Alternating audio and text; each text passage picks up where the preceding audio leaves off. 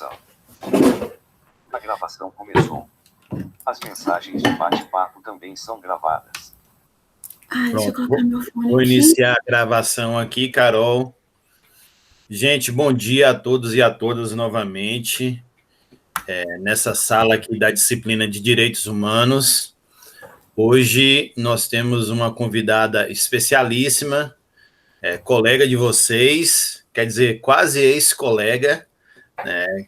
Caroline Quaresma, Carol, praticamente egressa do curso de Direito, apresentou essa semana o TCC, trabalho de conclusão de curso, obteve a nota 10, com recomendação para publicação. Mais uma vez, Carol, meus parabéns pelo brilhante trabalho. E eu convidei Carol justamente hoje para conversar com vocês na nossa disciplina. Só para iniciar, Carol, fazer minha autodescrição, né? Você já me conhece, mas eu hoje estou de uma camisa clara, com a estampa de Mafalda sempre junto com a gente aqui, essa personagem do grande cartunista argentino, Quino. Continuo careca, não tem disso, um pouco com menos barba, em função de algumas situações aí ocorridas durante esse ano. E eu convidei justamente Carol hoje, gente, para que a gente pudesse compartilhar com ela o debate sobre pessoas portadoras de deficiência. Dia 3 agora de dezembro nós tivemos o Dia Internacional. Hoje é um dia também muito simbólico, que é o Dia Internacional dos Direitos Humanos, o dia que se comemora o Dia Internacional dos Direitos Humanos, e nada mais simbólico de convidar Carol, que ela tem toda essa preocupação, esse acúmulo, não só teórico, mas também pela vivência dela, para compartilhar em várias frentes e tentar evidenciar para a gente no dia de hoje questões tão importantes para uma sociedade realmente justa e democrática. Então, Carol, é um prazer, uma alegria, uma honra muito grande ter você aqui hoje na manhã com a gente, e a palavra é toda sua. Então, bom dia, pessoal. Agradecer, Cláudio, pelo convite. Eu tô com frio na barriga até agora. E que não, você é retalho. Mas é um prazer a gente fazer esse debate sobre os direitos da pessoa com deficiência. Eu, enquanto mulher cega, que já estou quase egressa do curso.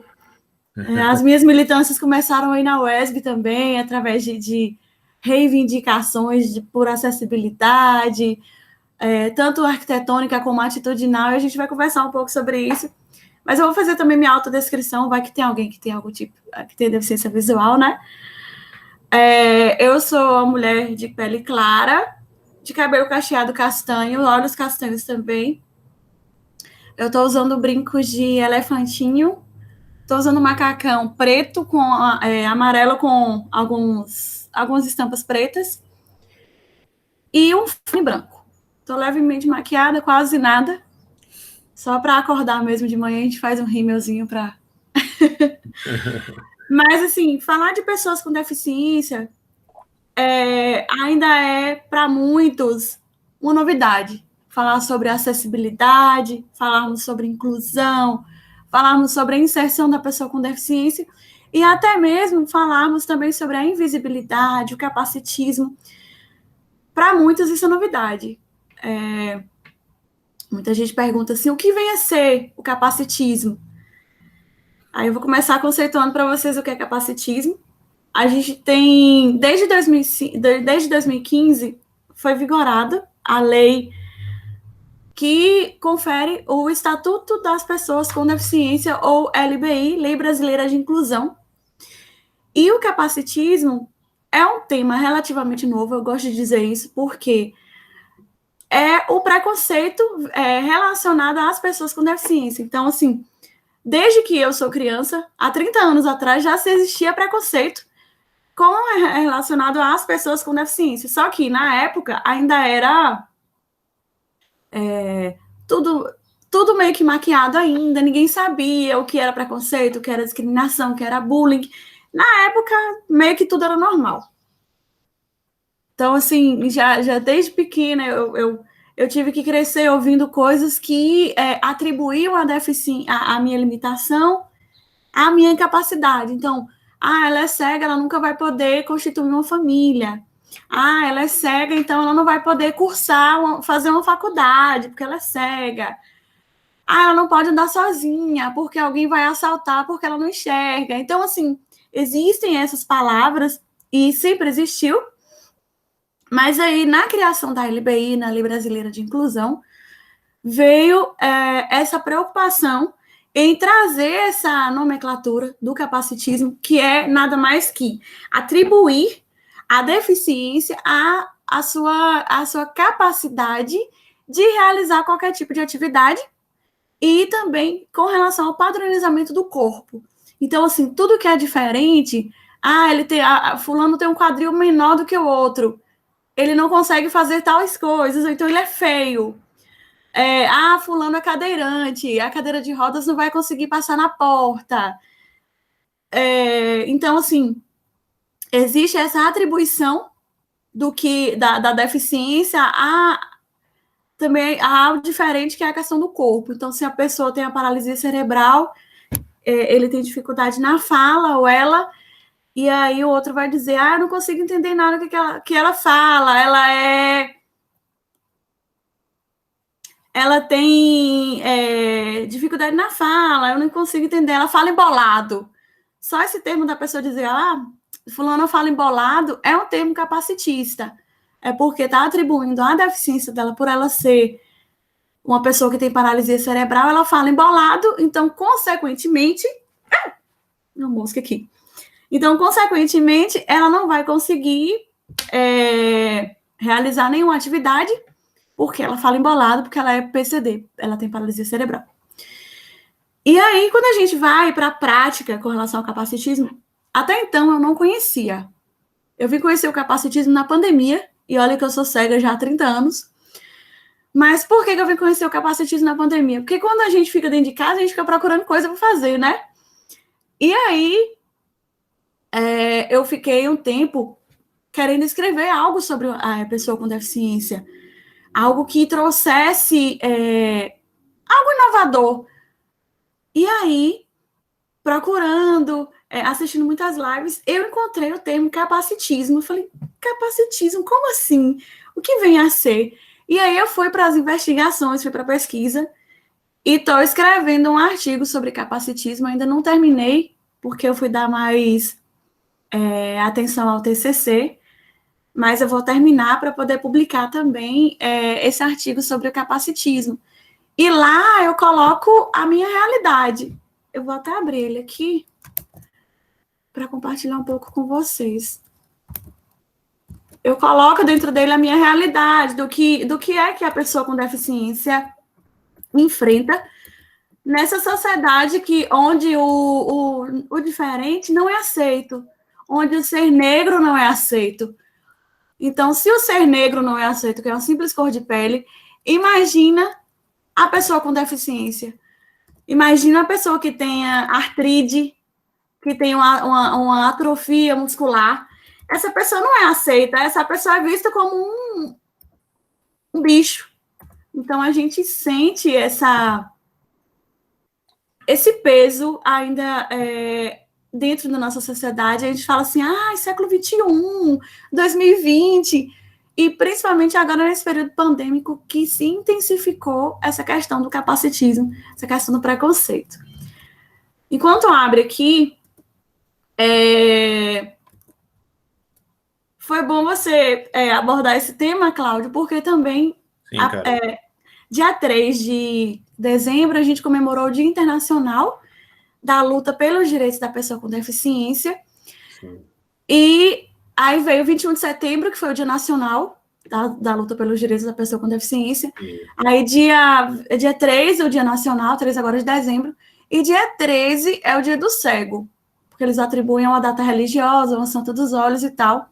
Então, dia 13 de setembro também é o dia do cego, propriamente.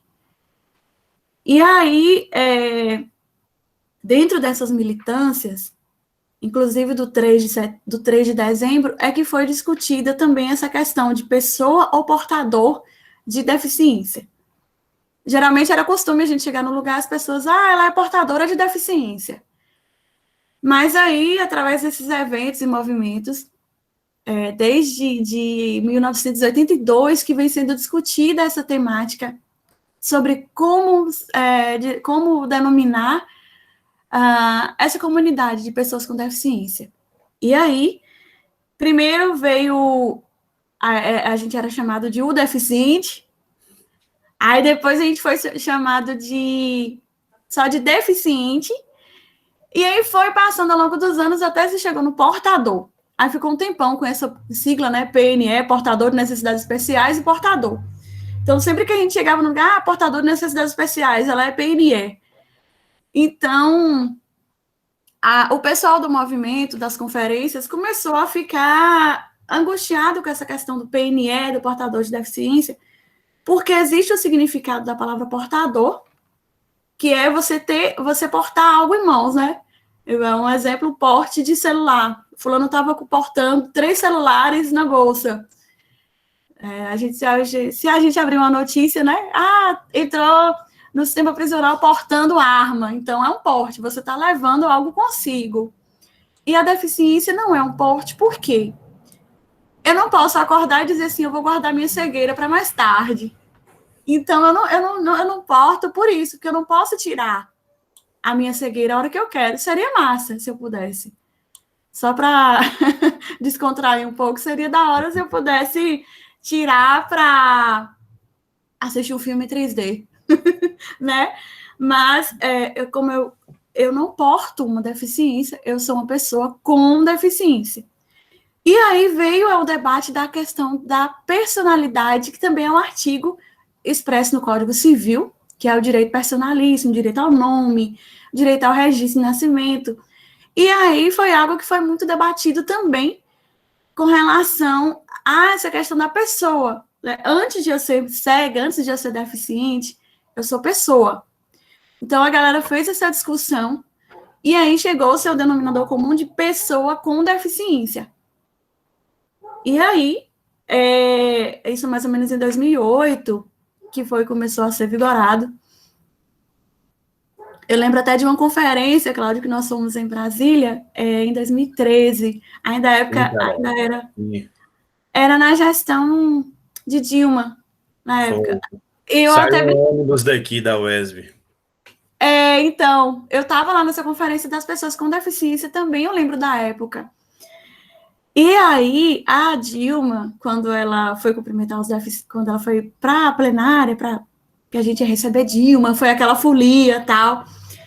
Aí Dilma dá boa tarde e diz assim, é um prazer estar aqui na reunião com os portadores de deficiência. Rapaz, essa galera caiu em cima de Dilma, vaiando, porque já havia sido feito desde 2008 essa mudança, e muita gente radical, porque a gente sabe que em movimentos tem gente que leva tudo ao pé da letra mesmo. Então, teve esse ato constrangedor, no meu ponto de vista, para a Dilma, né, de ela ter sido vaiada por ter se referido às pessoas com deficiência como portadoras. Então, existe ainda essa discussão nos dias de hoje. Se a gente, por exemplo, eu fui num empreendimento olhar um imóvel, e a mulher disse assim, tem para PNE.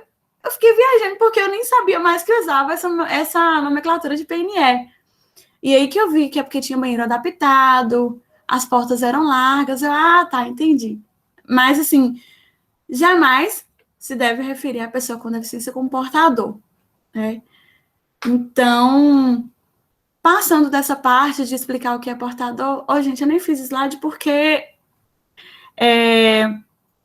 para eu acompanhar com o leitor de telas o slide é um pouquinho complicado. Fique tranquila, Carol. Não há necessidade. E se vocês tiverem perguntas, vão fazendo, não sei, porque se eu começar a falar aqui, já era. Então, vamos lá.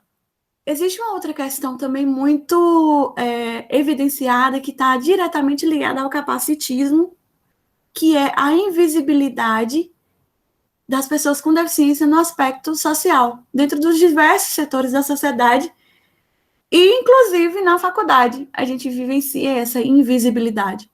E o que vem a ser essa invisibilidade? É de, por exemplo, a pessoa com deficiência tá ali precisando talvez até de uma ajuda para atravessar ou para tomar alguma informação e o outro não vê aquela pessoa, o outro não olha.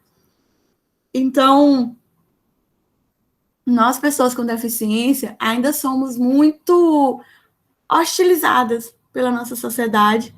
Somos vistas como... Eu costumo dizer que nós somos vistas como um móvel que fica em casa assistindo TV o dia todo e como fonte de renda, porque a maioria de nós temos o BPC, que é o benefício de prestação continuada, que é direito desde a Constituição até a LBI, mas existem famílias de pessoas com deficiência que fazem disso uma fonte de renda. Então, não vou colocar meu filho para estudar, porque senão eu vou perder o benefício, ou ele vai perder o benefício. Não, minha filha não precisa fazer faculdade, não, porque ela já recebe do governo. Então, a gente ainda vive também com essa dificuldade da inserção da pessoa com deficiência dentro do convívio social geral.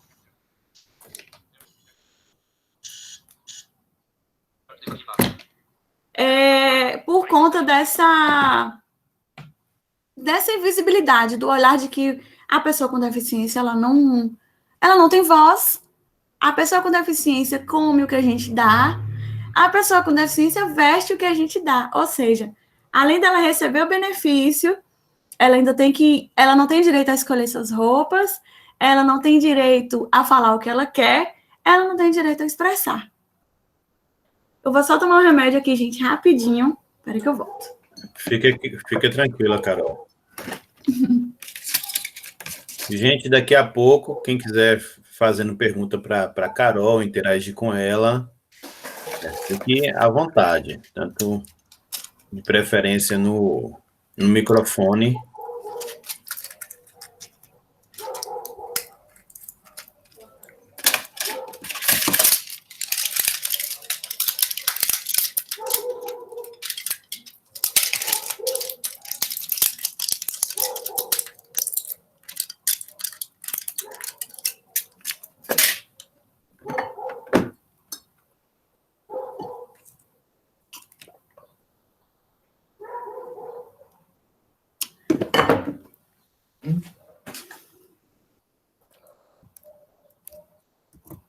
Voltei. Pode seguir. Então, assim, a gente percebe o quanto a pessoa com deficiência ela é invisibilizada, ela é hostilizada ainda no nosso meio social e por parte da própria família, né? Que, como eu disse anteriormente, nós somos vistos, a maioria das pessoas com deficiência são vistas como fonte de renda, então elas têm que ser invisibilizadas, elas precisam não saber dos seus direitos, porque senão elas vão reivindicar, elas vão querer tomar partido do que está acontecendo na sua vida e no mundo. Então, existe ainda essa invisibilidade. Também no aspecto profissional, porque se a pessoa com deficiência ela tem um diploma, ela tem um currículo, o currículo não é visto, o que é visto é a deficiência. E aí eu tenho uma experiência própria sobre isso, que foi quando eu fui concorrer a uma vaga de estágio numa dessas agências de contratação de estagiários de direito. Aí eu mandei o currículo, recebi a ligação. No meu currículo tinha que eu tinha facilidade à comunicação, que eu tinha acesso ao Word, que eu já tinha elaborado petições, enfim. Aí quando eu cheguei lá, fiz a entrevista, foi muito bem recebida até então.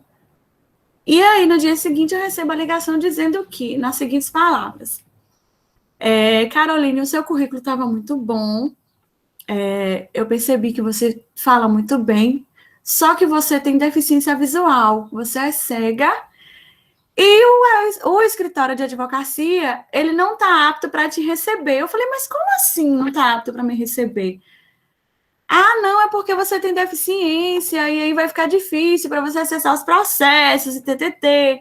Então, começou a impor inúmeras barreiras para que eu não ocupasse aquela vaga que, por direito, seria minha. Então, eu passei por essa situação. Enquanto graduanda de Direito, eu fui invisibilizada por conta da minha deficiência, foi tolhido um direito, que seria meu, de exercer o estágio. Então, é gritante, é alarmante essa invisibilidade que a gente enfrenta todos os dias. De muitos nãos, de, você faz direito, mas como é que você faz para estudar? Como é que você vai fazer para olhar para o cliente?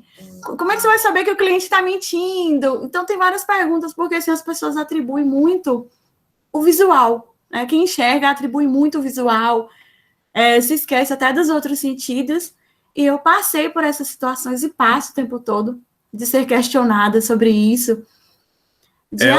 É um pretexto recorrente, né, Carol? Essa Exatamente. questão, não estamos preparados, isso que você chama de questões atitudinais, né? Exatamente. Então, isso é recorrente, né? É recorrente. Eu diria que, eu acho que se um dia, o dia que eu não passo por uma situação dessa, eu acho até engraçado. Acho até novidade, porque não tem um dia que, ainda mais antes da pandemia, que eu saía para ocupar os meus espaços. Então, desde o ônibus até eu chegar, por exemplo, no fórum, que era onde eu estagiava, eram inúmeras barreiras atitudinais, além de arquitetônicas e comunicacionais. Mas, para mim, a que mais pesa nisso tudo é a atitudinal. E é o que a gente enfrenta, assim, com mais... As pessoas têm resistência em encarar a realidade de uma pessoa com deficiência e saber que eu, enquanto pessoa com deficiência, posso ocupar o meu lugar que uma pessoa sem deficiência tem. Então, para a sociedade, isso ainda é alarmante. Ainda, tipo assim, como? Como é que ela faz? Ainda tem aquela questão do heroísmo, né? Que também está atribuído ao capacitismo. Essa questão de, uau, passou no concurso, fulano conseguiu uma vaga de trabalho. Então, assim, tem essa questão, o exemplo de superação, é o heroísmo. Fulano é uma heroína porque está terminando o curso de Direito, ou porque está fazendo, sei lá, um intercâmbio e é cega. Então, essas falas, elas são recheadas de preconceito. Então, por isso que ela também, essa questão do heroísmo, de olhar a pessoa com deficiência, não pelo seu mérito, mas, tipo assim, é cega e conseguiu. Né? Então, a gente percebe que, e eu tenho até uma preocupação quando alguém fala isso comigo, eu acho legal. Assim, Carol, você é um exemplo de superação, porque outra pessoa no seu lugar não conseguiria, não sei o quê. Mas, assim, outra pessoa no meu lugar que não tivesse deficiência iria conseguir. Porque eu acho que é uma questão de busca pelos objetivos. Então, se eu estou aqui hoje conversando com vocês, não somente é porque eu sou da pessoa com deficiência, mas é em virtude dos conhecimentos que eu tenho que adquiri ao longo dessa caminhada longa e que eu poderia estar aqui dando outro tipo de palestra que não fosse pessoa com deficiência, dado ao conhecimento e aos estudos que a gente faz no decorrer, inclusive, da graduação. Mas aí as pessoas que não têm deficiência têm esse olhar ainda do mágico, né? Tipo, quando você está lendo Braille é mágico, aqueles códigos, não sei o quê. Tem gente que fica fascinada com a Libras, com a linguagem brasileira de sinais. E tem gente que cria um mito de que surdo já nasce falando Libras, que cego já nasce lendo e escrevendo em Braille. E não é assim, a gente precisa passar por cursos, igual a criança, não, a criança sem deficiência. Ela vai fazer alfabetização, ela vai fazer maternal, infantil 1, infantil 2. A mesma coisa somos nós, pessoas com deficiência. Como eu nasci cega, eu fui para uma escolinha lá na minha cidade mesmo, em Minas. Eu sou de Minas, né? Cidade pequenininha, de Visa Alegre. E eu cresci sendo oralizada. Eu não escrevia e nem lia por não enxergar. Mas eu tive acesso à escolinha desde o infantil 1 até o ginásio, né? Até o colegial. que na época a gente falava ginásio, não sei como é que fala hoje, mas assim, eu fui até a 8ª série da época, sendo oralizada, porque não sabia escrever, não sabia ler, e a cidade pequena. Eu, na verdade, lá, minha família rompeu com todos os paradigmas para que eu pudesse estar lá.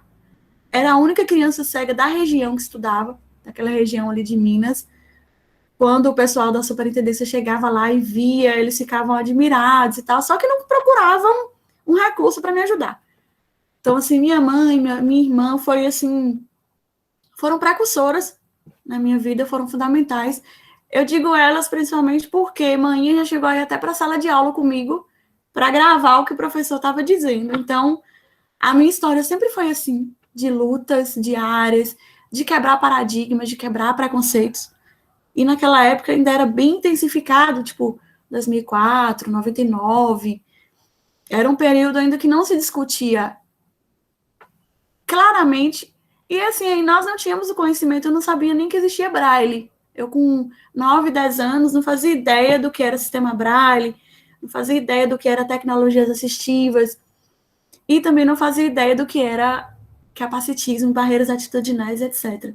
Então, eu cresci, foi até os 18, nessa perspectiva, nessa pegada de ser um aluno ouvinte, totalmente oralizada. Então, as minhas provas eram orais, eu decorava os textos para fazer as apresentações, era sempre assim. E engraçado que era uma briga para as meninas da sala.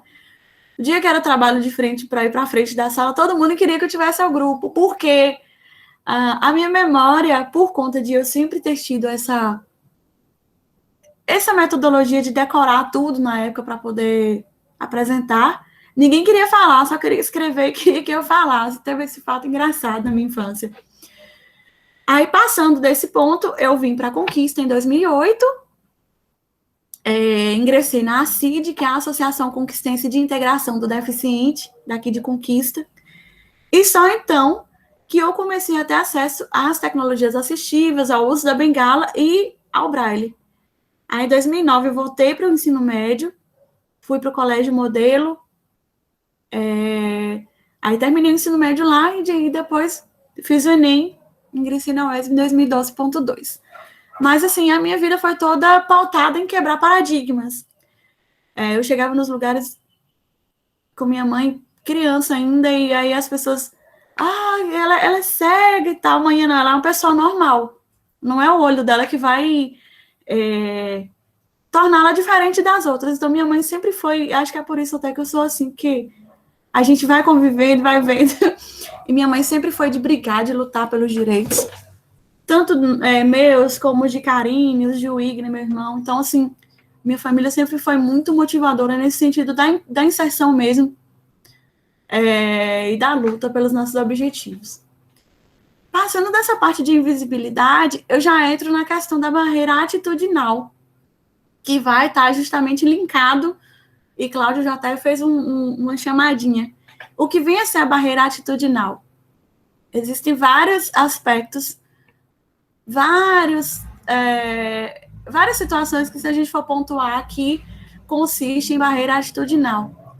Então, às vezes a gente reclama assim, que na UESB não tem nenhuma rampa de acesso, ou na UESB não tem piso podotátil, a trilha tátil. Só que na UESB tem a trilha tátil. Aí o que acontece?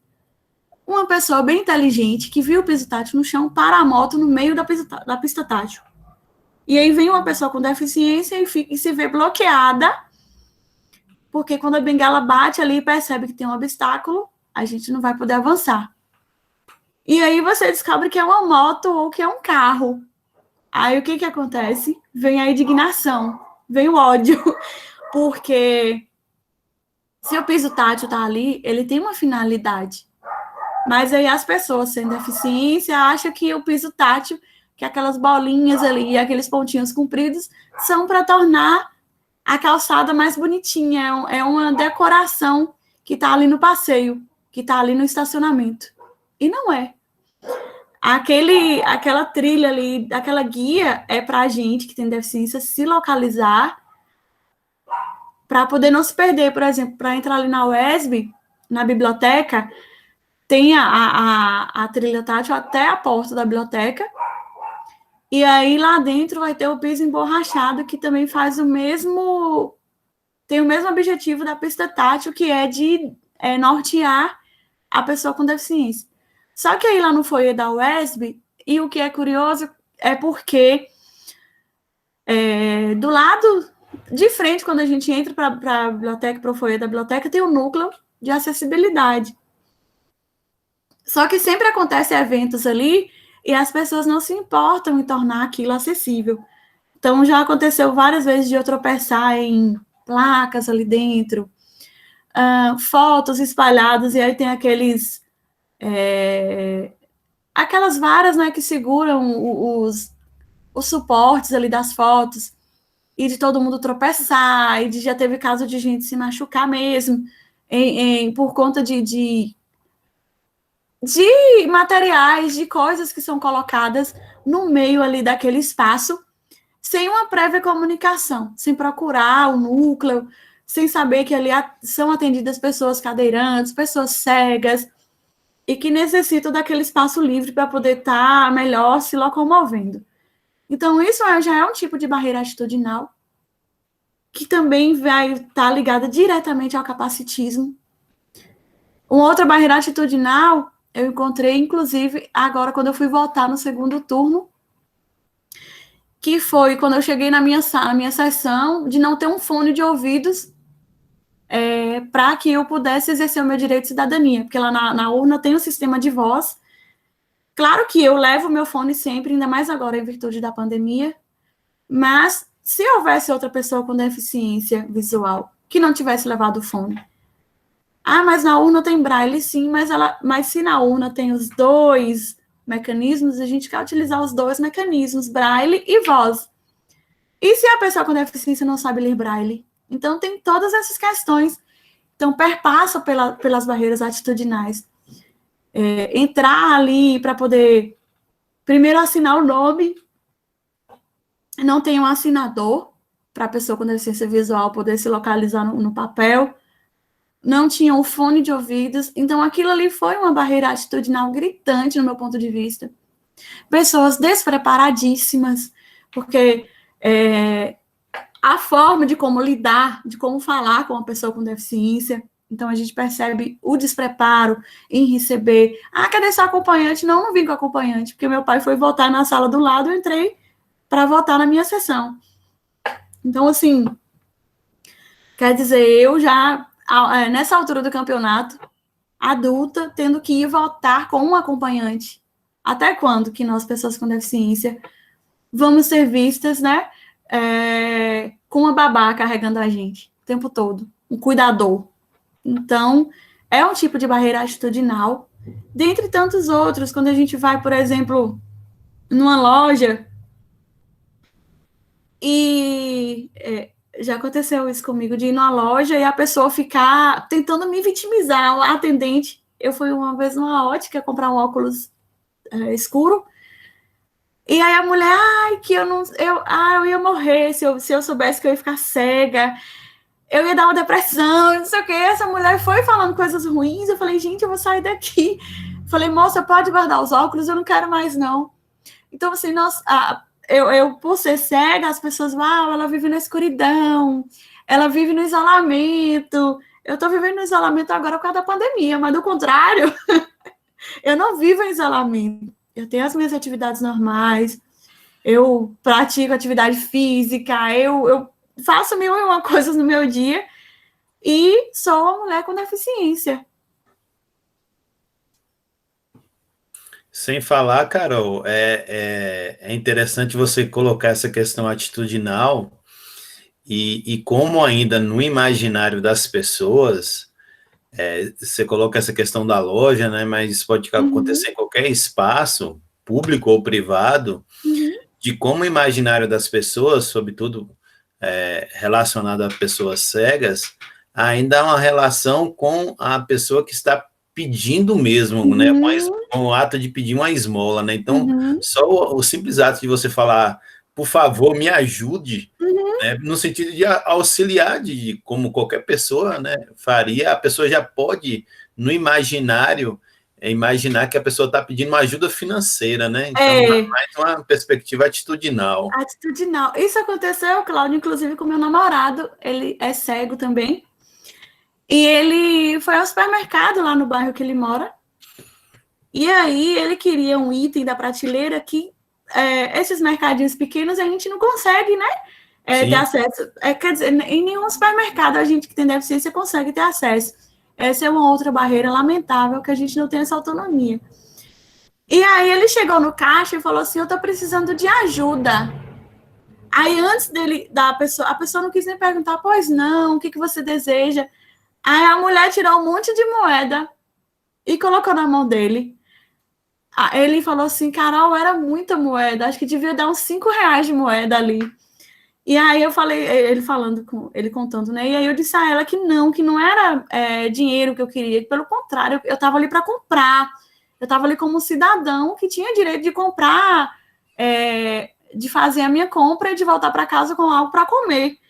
E aí, ele falando que quando ele falou que ele queria ajuda e tal, que a mulher pediu 1000 desculpas, ela se sentiu envergonhada pelo ato que ela fez e de constranger ele, né? Porque ele disse que tinha muita gente, e aí ele foi constrangido ali por ter sido confundido com um pedinte. Então existe isso, é lamentável. Tem uma outra amiga também, que é cega, que ela entrou numa loja e fez essa mesma fala, que ela precisava de uma ajuda, e a mulher falou que só tinha 50 centavos. E aí foi até engraçado, que tanto ela como o Herbert, meu namorado, eles falaram a mesma coisa. E eu estava bem vestido, né? Vale a pena destacar, eu estava bem vestido, eu tava arrumado. Ele falando, né? Porque, tipo assim, o olhar do pedinte é qual? É uma pessoa que está suja, que está ali há vários dias sem um banho e tal. E nós, pessoas cegas, não. Por sermos cegos, automaticamente, a gente pede esmola. Sim, sim. E aí, alguma pergunta até aqui, galera? Povo, manifeste aí, ligue o microfone. Eu queria, Carol, enquanto o pessoal formula as perguntas, que você descreveu muito bem a questão das barreiras, né, atitudinais, e eu queria que você falasse um pouco mais de como a cidade, né, como você falou, agora você não está saindo ninguém, né, o recomendável, inclusive, é que agora nessa segunda onda, sobretudo, todo mundo que possível fique em casa, né, mas antes todo mundo circulava tranquilamente, e a gente sabe que a cidade, ela não está preparada para as pessoas com deficiências. Eu queria que você falasse um pouco dessa questão tanto do ponto de vista público, né, das avenidas, como dos prédios privados, na questão das barreiras arquitetônicas. Então, a questão de você já falou da questão do piso tátil, mas uma coisa que já acontece em várias cidades no Brasil e que em Vitória da Conquista parece que essa novidade, entre aspas, vai demorar tanto, que é o semáforo com som, né, que realmente orienta a pessoa. Queria que você falasse um pouco mais dessa dinâmica, de como o direito à cidade ele tem que contemplar essa possibilidade de todos e todas realmente usufruir da cidade como um todo. Então, quando a gente sai, né, principalmente aqui em Conquista, não tem um dia que eu não saísse para voltar para casa com um galo na testa por conta de um orelhão ou de uma placa. Mas aí minha bengala sempre me ajudou muito, ainda bem que eu tenho orientação, mobilidade, porque senão era pior. Mas, assim, os espaços, principalmente os públicos, são de difícil acesso, porque se você vai ali no centro de Conquista, quando eu ia, por exemplo, marcar os meus exames lá na central de marcação, que é ali na rua da prefeitura subindo, a calçada é extremamente estreita, e aí não bastasse ser somente estreita a calçada, inúmeras placas, aí todo dia uma obra, então entulhos em cima das calçadas, escadas, andaimes, então é meio que assim, a gente tem que brigar com essas coisas para a gente conseguir os acessos, né? E toda vez que eu ia para a central de marcação, eu era surpreendida com algum obstáculo diferente. Ali subindo aquela rua, tendo em vista que, para mim, o pior aspecto daquela rua, o ponto mais negativo daquilo ali, são aquelas calçadas estreitas daquele jeito, e com aquele monte de placa e um monte de sobe e desce. Então, é extremamente inacessível para se acessar ali a central de marcação de exames. Aí vem as alamedas. Não tem uma alameda para não ter uma placa no meio. Do nada, a gente está andando, é surpreendido com um negócio de ferro no meio no meio mesmo do corredor ali da alameda. E aí vem essa questão também de a falta do piso tátil e quando tem, direcionar as pessoas para o lugar errado. No sinal, para a gente atravessar para a faixa de pedestre, infelizmente, a gente sente falta, né, do sinal sonoro. E aí tem que esperar uma vida para poder atravessar, porque as pessoas não respeitam. Tem uma outra questão também que eu acho interessante pontuar, que a própria faixa de pedestre, para a pessoa que tem baixa visão, a identificação, porque a tinta, não sei, a cor vai sumindo, então a pessoa que tem baixa visão não consegue acessar essa faixa de pedestre. Então são várias demandas que a gente percebe ali dentro desse contexto. E o que mais intriga são as avenidas, porque também a gente percebe a falta de passeios nessas grandes avenidas, tipo a Olívia, que todo mundo se fala, né, que a Olívia tá linda. Mas para quem anda na ciclovia, porque se for utilizar os passeios, nem todos seguem, principalmente os de pontos comerciais.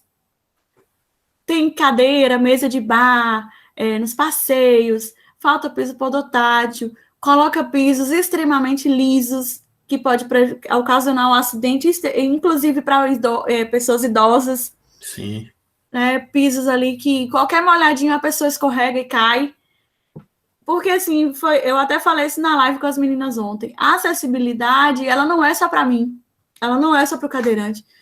A acessibilidade para uma mãe que está com carrinho de bebê, é para um idoso, é para uma gestante.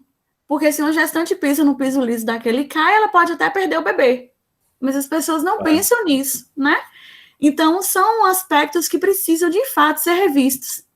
E principalmente, já que a preocupação é no centro da cidade, que a galera quer arrumar só o centro, então vamos preocupar com o centro da cidade, que tornemos esse centro da cidade mais acessível às pessoas com deficiência. E a gente não tem, Cláudio. Quando a gente desce ali mesmo na Lauro de Freitas, é barraca de espetinho, é barraca de milho verde, é sacola de feira no meio da plataforma do terminal. Então, são coisas, assim, alarmantes mesmo. Já aconteceu de colegas meus caírem em cima de bancada de salada de fruta. Já aconteceu de bengala. Inclusive, a minha, uma vez, o cara, ele estava tão apressado para vender os biscoitos dele, que ele passou e pisou na minha bengala mesmo. Minha bengala virou um S. E aí eu fiquei sem saber como é que eu ia voltar para casa. Eu falei, cara, e agora? Se tem minha bengala, como é que eu vou voltar para casa? A minha sorte foi que Herbert estava comigo, meu namorado, e ele também de bengala. Ele, não, amor, a gente vai, e aí você desce e eu volto no mesmo ônibus, só para você chegar em casa segura com a bengala. E aí eu tive que fazer isso, então a gente percebe, só que, claro, ainda bem que essa pessoa era uma alma boa, me deu dinheiro para comprar outra bengala depois. Mas nem sempre é assim que acontece. As pessoas quebram mesmo as bengalas da gente, não tá nem aí, não pede nem desculpa, não pede um com licença, não dá um bom dia. Então, eu acredito que para que nós tenhamos o direito à cidade, que nós possamos acessar a mesma cidade, você percebe aí que a atitude está atrelada em tudo. Sim. Que se as pessoas não colaborarem, por exemplo, tem uma vaga para pessoa com deficiência lá, de estacionamento. Está lá, né? Vaga para veículo prioritário. Inclusive, houve até um debate sobre esse nome de veículo prioritário também, porque antes era vaga para deficiente. Só que aí não é o deficiente que vai ficar lá estacionado, né? É o carro da pessoa com deficiência. Aí houve essa mudança também, agora é vaga para veículo prioritário. e vaga para veículo de idoso. Aí tá lá essa vaga e uma pessoa que não tem nenhum tipo de deficiência estaciona o carro ali e some. É rapidinho, né? É rapidinho. É rapidinho, não vai demorar 2 minutos, não sei o quê. Aí nesse rapidinho chega um cadeirante e vai estacionar seu carro aonde? Ou então chega, por exemplo, um carro com uma pessoa com deficiência, com uma pessoa com mobilidade reduzida que vai precisar descer ali. Então, são atitudes. A princípio, o que precisa ser melhorado são as atitudes para que aí sim a gente possa fazer esse diálogo efetivo sobre a barreira arquitetônica. Que eu acredito que se os dois andassem juntos, aí nós teríamos realmente o direito à cidade. E aí, como é essa barreira arquitetônica? Por exemplo, você chegar no órgão público e ter uma planta baixa. Não sei se vocês já viram ali na UESB, na biblioteca, no foyer, tem uma planta baixa logo na frente, em braille, com os nomes, por exemplo, banheiro feminino, aí tem a setinha e tem o nome braille. Aí vem assim, em biblioteca, aí tem uma setinha com o nome da biblioteca em braille.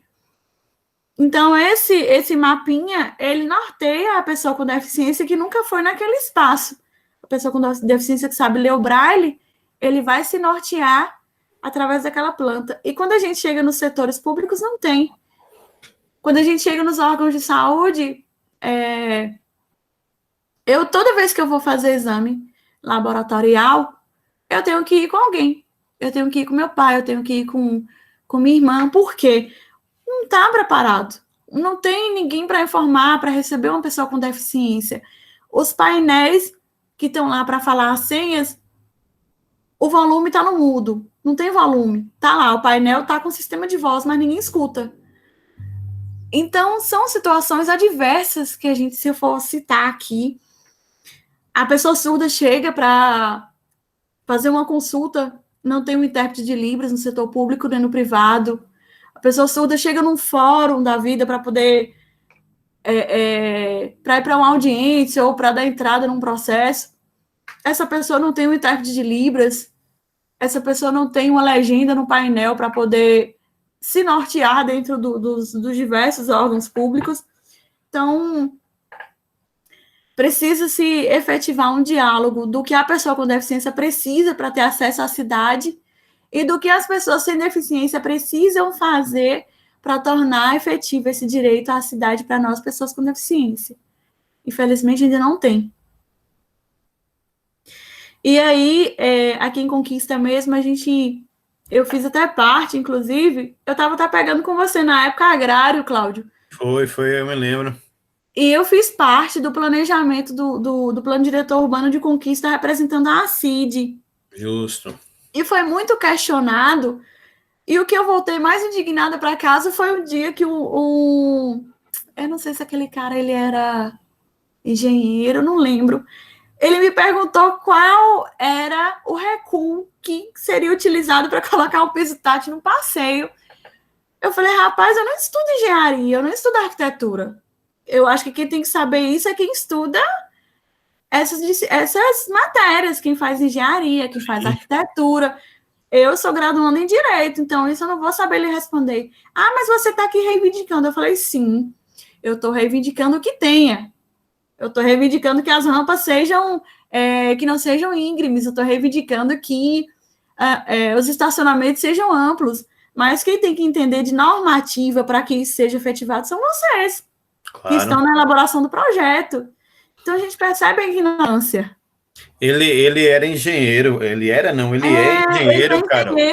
É engenheiro. Eu me lembro dessa situação, inclusive, o plano diretor urbano, a atualização ainda não foi aprovada, né? Foi interrompida em função da pandemia, vai ser retomada, mas a gente percebe, como você falou muito bem, essa questão do despreparo na própria universidade, tanto nos cursos de engenharia civil, como no curso de arquitetura e urbanismo. Sim. É claro, já tem uma certa sensibilidade a alguns professores e professoras que, inclusive, colocam, né, uma simulação com o aluno, né? Colocam uma venda no aluno para transitar na cidade, colocam o aluno ou a aluna em uma cadeira de roda para transitar na cidade, justamente para ele perceber no cotidiano essa questão coloca com a bengala, né, ou com o peso, a questão do idoso, né, coloca um peso na perna para você ver que daqui a um tempo você vai ter dificuldade de se locomover, um simples ato de levantar a perna poderá ser mais difícil,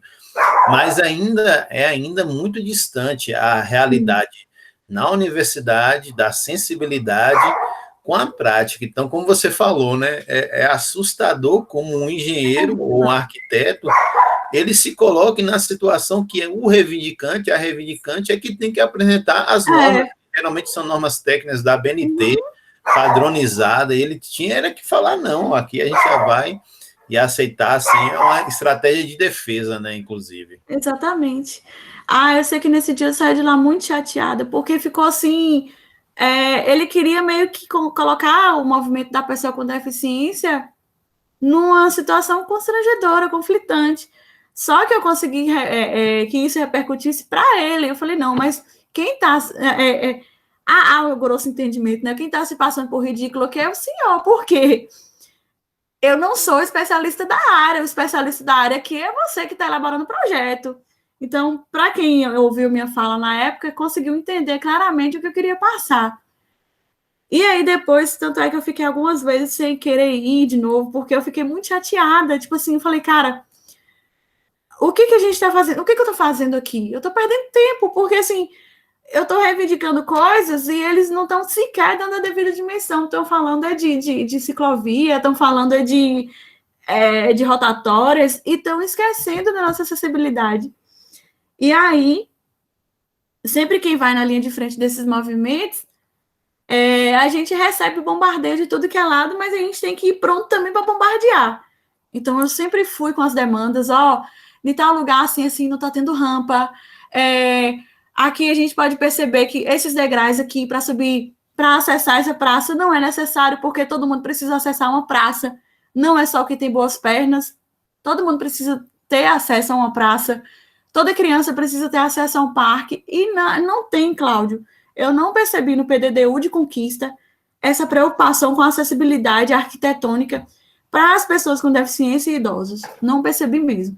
A gente ainda vai ter chance, Carol. Isso o acompanhamento que a gente tem que fazer, algo que a gente sempre discute quando fala sobre plano diretor urbano, que a gente tem que acompanhar nessa fase da formulação, que é esse momento, você representando a CIG, eu representando a UESB, a gente tem lá realizado esse enfrentamento, que como você falou, não é um enfrentamento tão tranquilo, então você sempre tem uma disputa muito grande em várias vertentes, mas a gente tem a oportunidade, assim que for, ainda vai ter audiência pública da versão final do plano diretor urbano, que a gente vai ter oportunidade de participar, é obrigatório que se tenha a audiência pública da versão final, para a gente, inclusive, ainda fazer manifestações, e a gente tem uma possibilidade muito grande de incidir novamente na Câmara de Vereadores. Então, quando tiver a aprovação do plano diretor urbano, porque a competência para elaborar é da Prefeitura,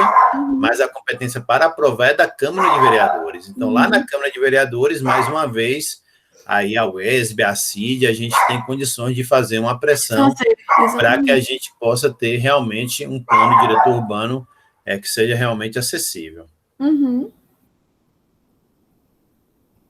Gente, perguntas para Carol, Ana, Kátia, João, Juan, Vitória, Bruna, Ju, Ciane, Taine, Daniel.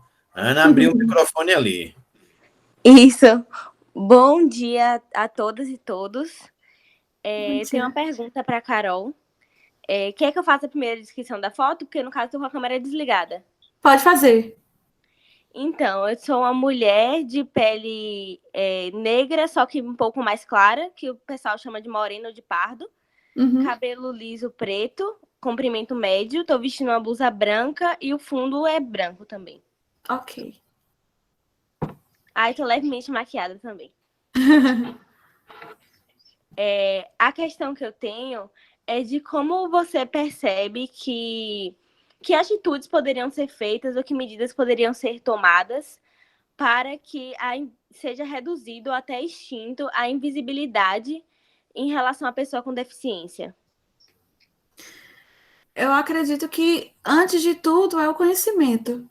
É a pessoa buscar saber o que é deficiência, quem são as pessoas com deficiência e o que fazem. São perguntas que a gente já joga, inclusive, no movimento. Quer saber do que é a pessoa com deficiência? Quem somos? De onde viemos? O que fazemos? Então, o primeiro ponto é o conhecer. É saber o que é a limitação de uma pessoa cega, saber o que é a limitação de um surdo, é saber o que é a limitação de cada segmento da deficiência. Porque tem pessoas que acreditam que nós temos um manual de instrução e que eu ouvi até isso muito na UESB.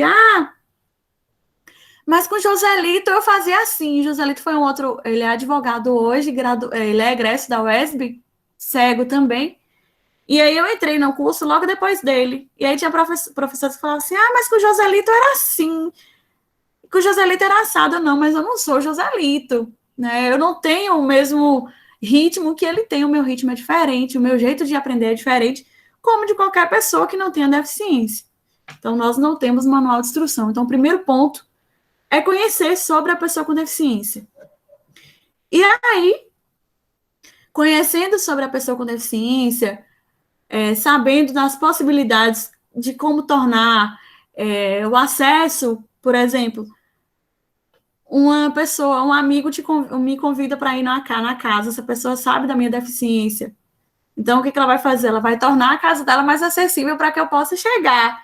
Então, já é uma quebra de invisibilidade, porque ela vai reconhecer e uma quebra de barreira atitudinal. Ela está vencendo aquela barreira, porque ela reconhece que eu sou uma mulher cega e que se tiver, por exemplo, uma almofada no chão, eu vou tropeçar e vou cair, porque eu não estou vendo aquilo ali no chão. E a questão da invisibilidade, hoje aqui está sendo feita essa quebra de invisibilidade, né? Porque eu estou aqui conversando com vocês e estou sendo reconhecida como Carol, que tem uma deficiência, mas que não é a deficiente Carol. Entende? Então, para que haja essa busca por igualdade, essa efetivação de trazer mesmo a quebra da barreira atitudinal e a quebra da invisibilidade, é isso. É o conhecimento. E tem gente que fala assim, mas não tem, como é que eu vou conhecer? Tem espaços. Quer conhecer um pouco mais sobre a gente? Vai na CID. Quer conhecer um pouco mais sobre o intelectual, da ciência intelectual? Vá na APAE. Quer conhecer mais sobre a pessoa surda? Vá na Associação de Surdos. Vá na Central de Libras. Ou então vai para a internet, porque tem coisas. Tem muito artigo, muitos vídeos, tem canais no YouTube. Então, eu acredito hoje, Ana, que é realmente a consciência, é o conhecimento que vai trazer essa mudança aí para a gente. Entendi, muito obrigada, ficou claro. E eu só tenho mais uma questão, prometo que é a última. Fica à vontade. Na sua adaptação na faculdade, você sentiu assim que foi muito diferente do colégio e tudo mais, ou foi mais tranquilo porque você já tinha uma vivência de estudos? Foi diferente. Eu lembro que eu tinha muito medo. Quando eu passei no vestibular, eu falei, meu Deus, e agora? Como é que vai ser uma pessoa cega no meio de um monte de desconhecidos, de pessoas que eu nunca imaginei que eu ia... Porque até então, direito era só um sonho. E aí os capacitistas diziam para mim que eu não ia chegar até ao ensino médio por não saber ler. E aí, de repente, conheço o Braille, conheço as tecnologias assistivas e começo a estudar. Então,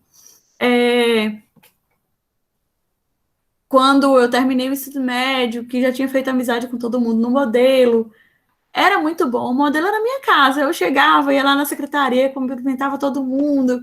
Tinha aquela vivência. Mas aí, quando eu fui para a UESB, já não tinha mais o apoio da CID na UESB, porque quando a gente vai para o ensino superior, a CID já não dá mais o suporte.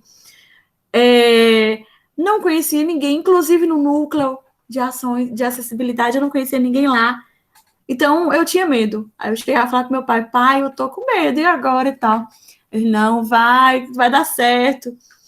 Então, assim, quando eu cheguei lá no primeiro dia, eu me senti igual uma criança quando vai pro infantil 1, assustada, aquela sensação assim de e agora, para onde eu vou? Como é que vai ser essa transição? Mas aí Deus foi tão bom que logo no primeiro dia já começaram pessoas a aproximarem de mim. Só que teve uma coisa interessante que aconteceu nisso, porque o meu olho ele é limpo. Não sei se vocês percebem que o meu olho ele não tem nenhuma mancha, não tem nada que diga assim a pessoa com deficiência, que também é um tipo de preconceito, de atribuir a deficiência visual a uma deformidade do olho. Nem sempre isso vai acontecer. Como de fato o meu olho ele é limpo, eu não tenho nada no meu olho que mostre que eu sou cega. E aí eu entrei na turma de mochila, de bengala. Na época eu tinha um cabelão, eu usava escovinha na época. Entrei, fiquei prestando atenção na aula e tal. Aí segundo dia, terceiro dia. Aí veio uma menina, uma colega, e perguntou se eu era da turma realmente. Falei, sou da turma. Aí eles começaram a rir e contando para mim que eles imaginavam que eu fosse uma veterana do curso e que estivesse ali usando disfarce de pessoa com deficiência visual para poder analisar a turma para o trote. E aquilo eu achei muito engraçado. E percebi ali intencionalmente que a preocupação, o preconceito de nunca imaginar que eles teriam um colega com deficiência visual em sala. Mas aí eu comecei a dar risada, e aí eles pediram desculpas pelo constrangimento de eu ter sido comparada com não ter sido visto como uma colega de classe. Mas, sim, eu passei por essa situação, passei por outras também de estar com meu fone de ouvido na aula e uma colega chegar para mim e perguntar o que eu estava fazendo ali, ouvindo música, ao invés de prestar atenção na aula. E aí de eu ter que parar a aula para poder mostrar o meu computador para todo mundo, mostrar o NVDA. Então já aconteceu muita coisa, eu tive que fazer muitos atos dentro da UESB para ser reconhecida como graduanda em Direito, e não como aluna com não como a deficiente na UESB. E aí veio o núcleo, que também me ajudou muito com os materiais adaptados. Eu lembro que no primeiro dia de aula, a menina que trabalhava lá no núcleo, hoje ela não está mais, ela foi comigo até a sala, foi me mostrando como era a UESB. E antes disso, eu fiz aulas de orientação à mobilidade dentro da UESB, dentro do campo de Conquista, nos lugares que eu ia mais acessar.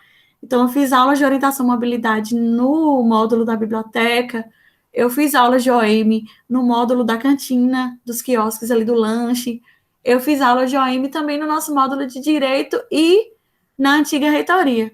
Então, eram os lugares que eu iria mais acessar, e como de fato, tipo, sair do ponto de ônibus e ir para o módulo da biblioteca, de sair do ponto de ônibus e ir para o módulo de aula.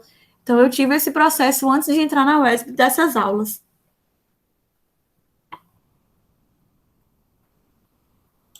Muito obrigada. Por nada.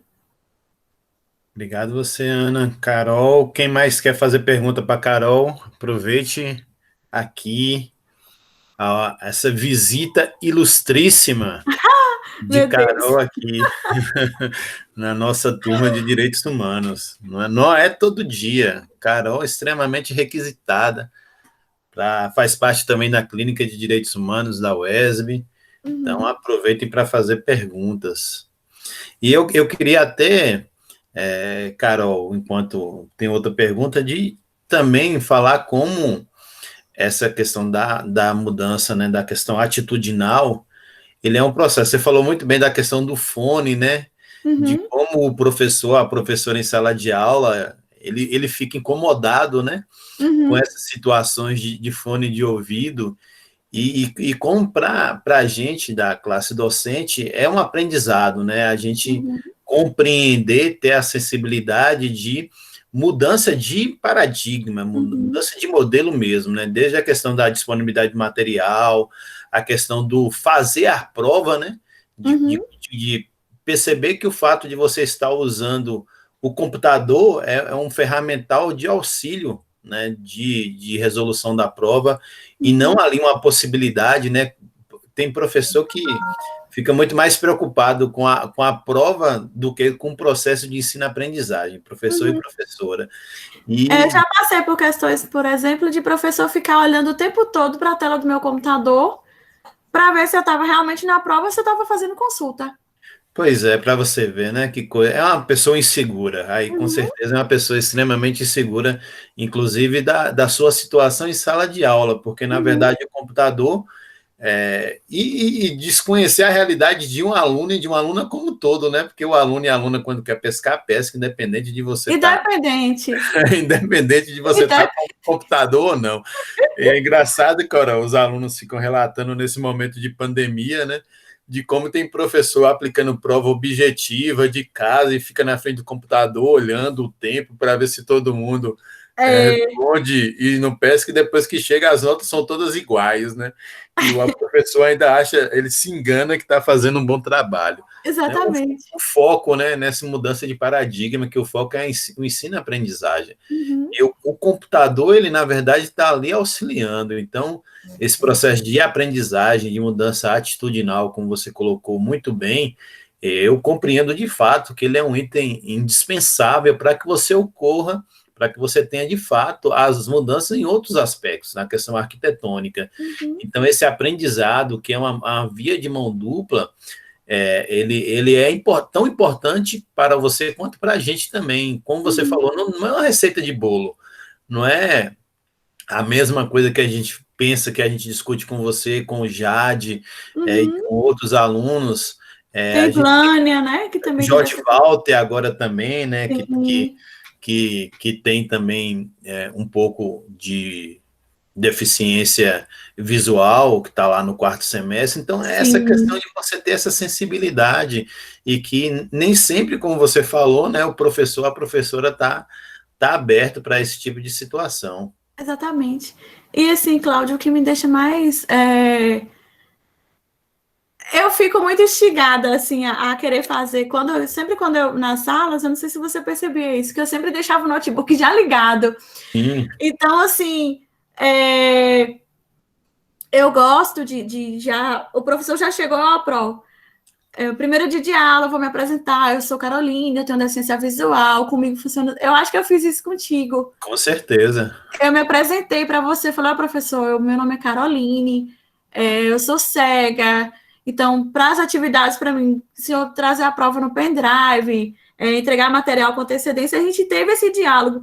Tem professores que não gostam, porque eles acham que a gente está confrontando. Ah, mas eu ensino há tanto tempo e vou ser confrontada por uma aluna. Então, assim, infelizmente, eu, enquanto graduando do curso, encontrei dificuldades com muitos professores, com muitos colegas seus, que eles tinham essa imposição do professor ali, do mestre, né?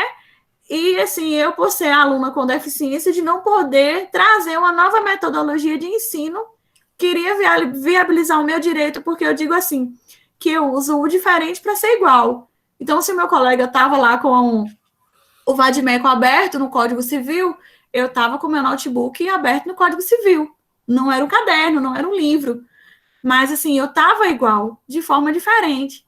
Só que, infelizmente, é um diálogo que ainda não é todo mundo que aceita ser confrontado em mudanças, né? Juscelin tem uma pergunta, Carol. Pode fazer. Oi, bom dia. Assim, minha dúvida seria, porque, por exemplo, eu nunca fui uma pessoa que tem realmente esse preconceito, só se, na verdade, minha família coloca aquelas coisas subconscientes que a gente não consegue controlar. Só que, por exemplo, quando eu estou em família, tem muito disso, eles fazem coisas e eu tô, tipo assim, na minha, eu sei que é errado, só que eu tenho aquele medo de falar que eles estão fazendo isso não tá certo. Por exemplo, eu queria perguntar o que a gente pode fazer com ajudar numa luta anticapacitista, por exemplo? Boa pergunta. Uau, que pergunta top. O anticapacitismo, ele começa nas nossas ações, né? Então, para você se declarar anticapacitista, você tem que vencer as barreiras atitudinais, Você vai encontrar uma pessoa com deficiência na rua, tá ali parado, precisando de ajuda, você vai chegar para ele e vai fazer uma abordagem, por exemplo, meu nome é fulana, bom dia, meu nome é fulana, você está precisando de ajuda?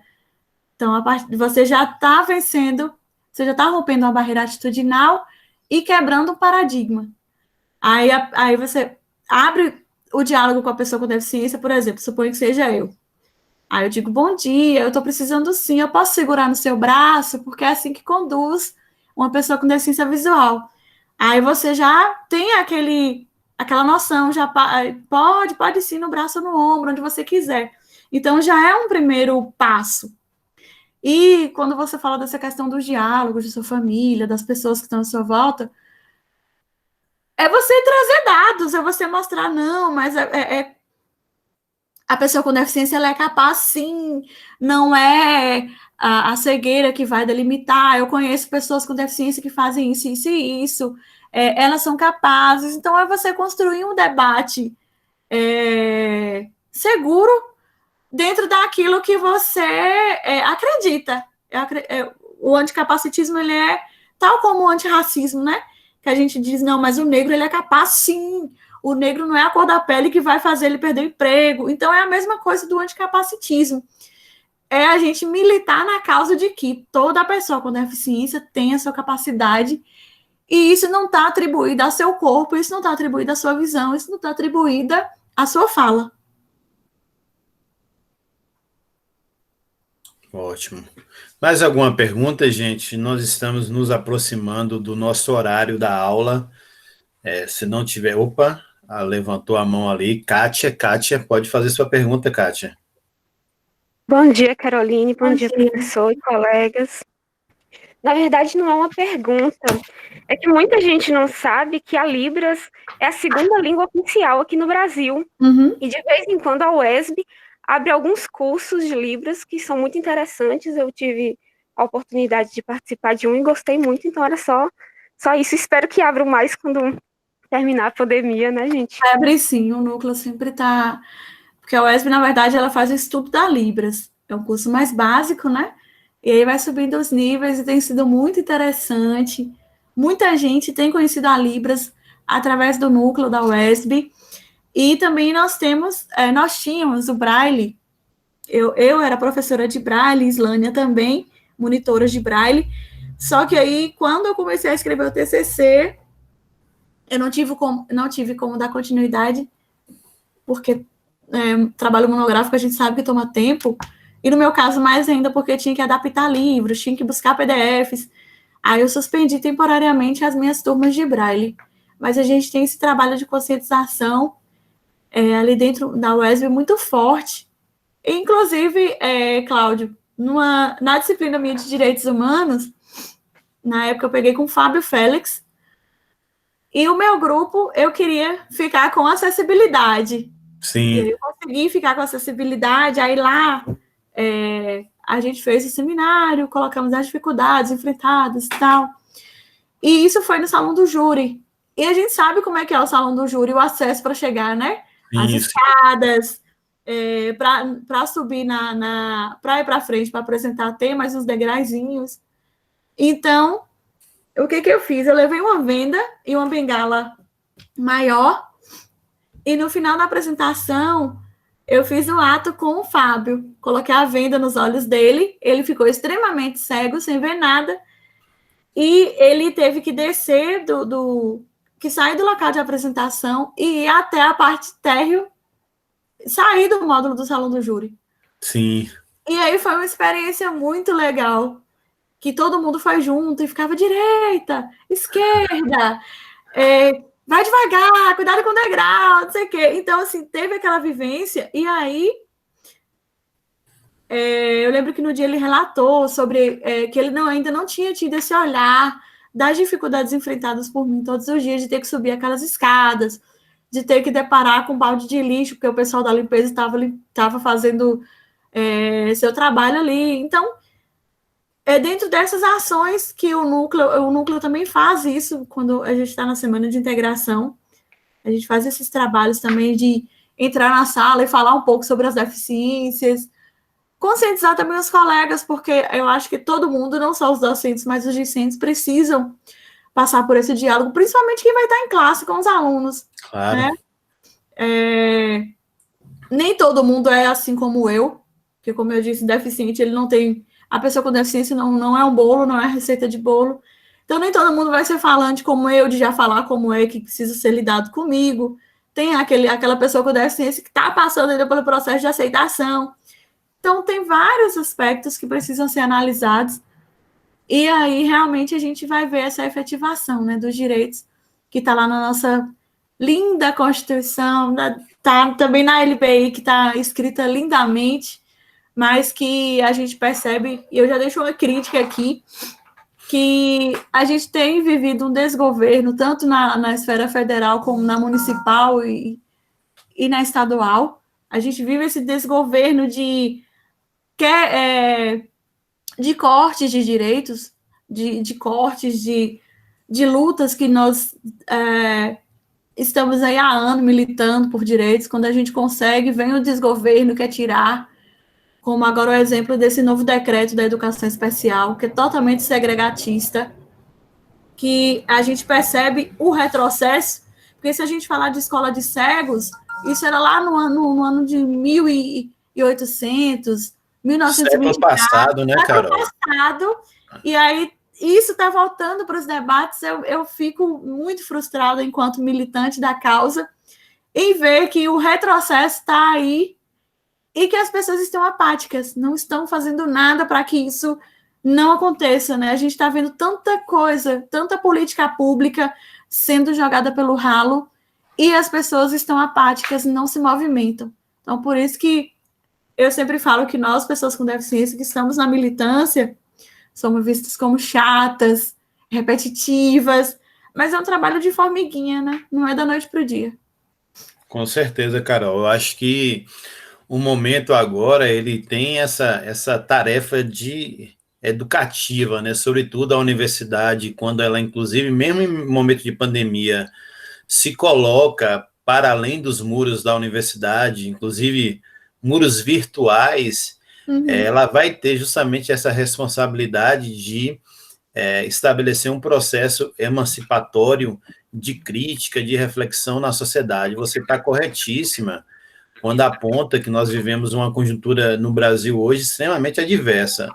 Você vê retrocesso em todos os segmentos, na área de direitos humanos, como você citou, na área ambiental, na área trabalhista, na área urbanística, previdenciária, na questão da saúde. Vide aí que até hoje, Dia Internacional dos Direitos Humanos, 10 de dezembro, o Brasil não tem um plano de imunização para a pandemia da Covid-19, o que vai evidenciar mais uma vez uma situação extremamente complexa de como a gente vai lidar com o processo de vacinação em massa em 2021.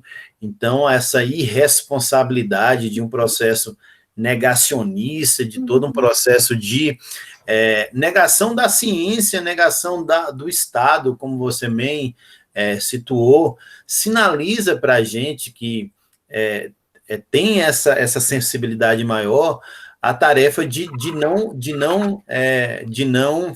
esmorecer, vamos dizer assim, né? É importante que a gente tenha essa capacidade de resiliência, de fato. Somos madeira que cupim não rói, compreendendo as dificuldades da conjuntura, mas a história é cíclica, Carol. Nesse momento a gente está aí num momento de baixa dos direitos sociais, econômicos e culturais, mas esse processo de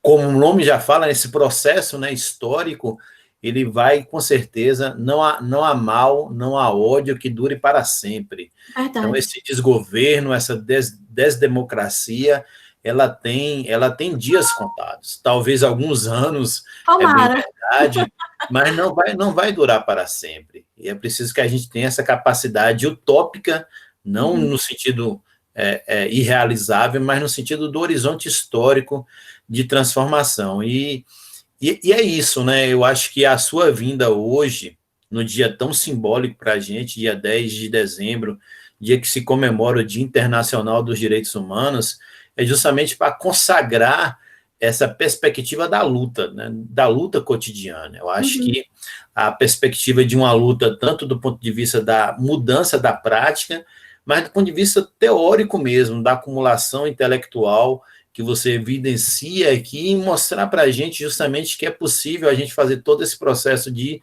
transformação na sociedade. É um processo que pode ser lento, e é lento, mas que ele é necessário, né?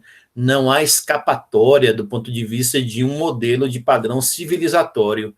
Se a gente quer realmente uma sociedade justa e democrática, a gente precisa diuturnamente lutar de maneira incansável, lutar por essa sociedade justa e democrática. Não tem descanso, né? É não verdade. tem descanso. É necessário a gente estar, como diz a música, né, Carol? A gente tem que estar atento e forte.